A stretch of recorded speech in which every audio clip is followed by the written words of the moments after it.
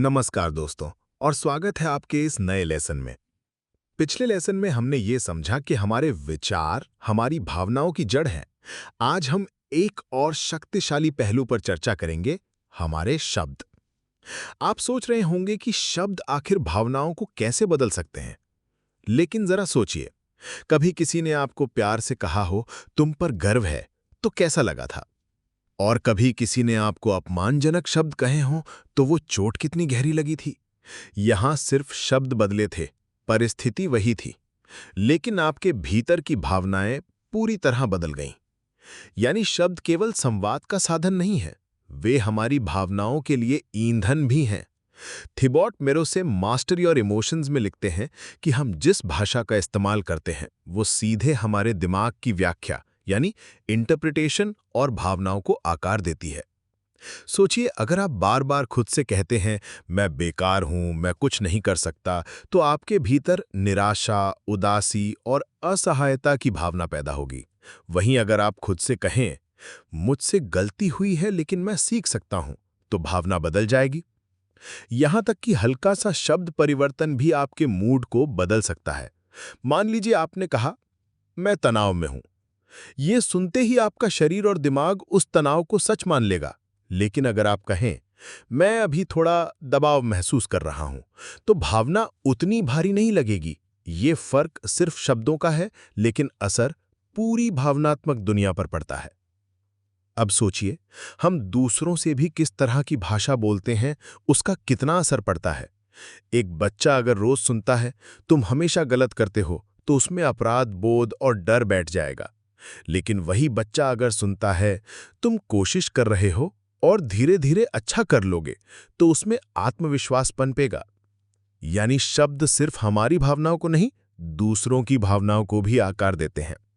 यहां मैं आपको एक छोटी सी तकनीक देता हूं। इसे कहते हैं शब्दों का पुनर्लेखन, यानी रीफ्रेमिंग विद वर्ड्स। जब भी आपके मुंह से कोई नकारात्मक वाक्य निकले, तुरंत रुकें और इसे नए शब्दों में कहें। उदाहरण के लिए, मुझे ये काम बिल्कुल नहीं आता, मैं अभी ये काम सीख रहा हूं, मेरे पास समय ही नहीं है, ये मेरे लिए प्राथमिकता नहीं है, सब मेरे खिलाफ हैं, अभी मुझे समर्थन की जरूरत है। देखिए, शब्द वही हैं, लेकिन जब आप उन्हें नया रूप देते हैं, तो आपकी भावनाएं भी बदलने लगती हैं। अब एक और दिलचस्प बात, कभी आपने नोट किया है कि हम कितनी बार अपने ही शब्दों से खुद को कमजोर बना देते हैं? हम कहते हैं, मैं टूट गया हूं, मैं बिखर गया हूं, मैं बर्बाद हो गया हूं। लेकिन सच्चाई ये है कि हम टूटे नहीं होते, हम सिर्फ थके हुए होते हैं। अगर हम इसे सही शब्दों में कहें, मैं थका हुआ महसूस कर रहा हूं और मुझे आराम की जरूरत है, तो तुरंत हमारे भीतर नई ऊर्जा जगने लगती है। तो दोस्तों, इस लेसन का सबसे बड़ा संदेश यही है कि शब्द हमारी भावनाओं को आकार देते हैं। हम जो बोलते हैं, वही महसूस करते हैं। अगर हमारी भाषा सकारात्मक, सहानुभूतिपूर्ण और रचनात्मक होगी, तो हमारी भावनाएं भी वैसी ही होंगी। अब मैं आपको आज का अभ्यास देता हूं।